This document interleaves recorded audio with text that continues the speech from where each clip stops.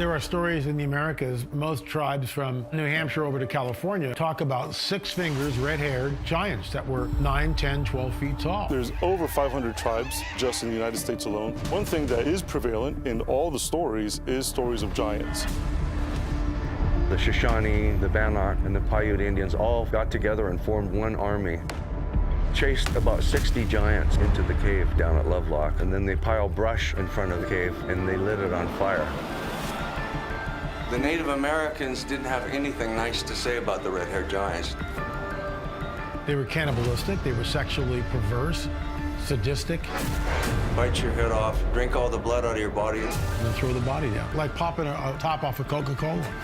My brother's 6'6", 6'7". This thing was a lot bigger than my brother. We followed her downstairs into the basement, and then she opened this cabinet, and there were the bones.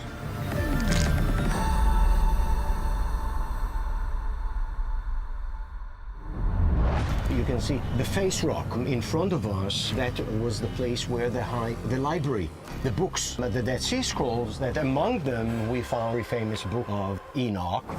You have these beings who belong in the spiritual realm choosing to trespass and enter the natural realm in an illegal way. Members of the divine realm were allowed to come through a portal from one dimension into our dimension. You're at what they call Gilgal Rephaim, which translates loosely as Wheel of the Giants. So the reason why all this matters is because Bashan, which also means the land of the serpent, was the place where the giant Og reigned during the days of Moses. And Og's name can mean circle, and we're sitting here in a pile of 42,000 tons of stone circles that there's no way you can appreciate it unless you're high up in the sky. Early Israelites identified it as the work of giants. Therefore, it seems sufficient to say that in its ancient context, Circle of the Giants is a better translation of Gilgal Raphaim. I'm not like this, and I'm soaking up this energy. There's a very special energy here. Could some of these wonders be the metaphorical handprints of the giants spoken of in Genesis? You are able to access the different spiritual realms through the manipulation of energy. And so the belief is that you're doing so by increasing the vibration in your different energy bodies. This is Plaza de Armas in Cusco, Peru. This is the region where the strongest evidence for the presence of the Watchers and the Nephilim on Earth can be found. And this is probably the largest megalithic wall in the world. The Inca found this site, so they decided to build here. When the Spanish first arrived, they were completely blown away. And they said, "Did you build this?" And the Inca said, "No, this was here when we got here." This is the biggest, 125 tons. Are you capable of meeting with the Watchers, the Guardians? In our culture, from the 5th level of consciousness and higher, it is like having an afternoon meeting.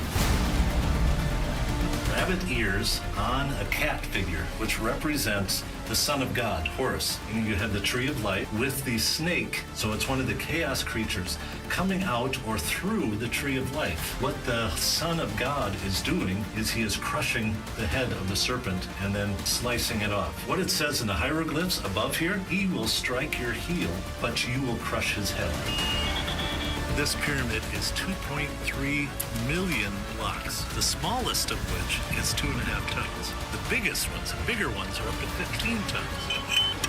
These nodules we also saw in Peru. And how can there be nodules here and the same exact type of architecture literally halfway across the world in Peru? Very separate civilizations, same technology. Why?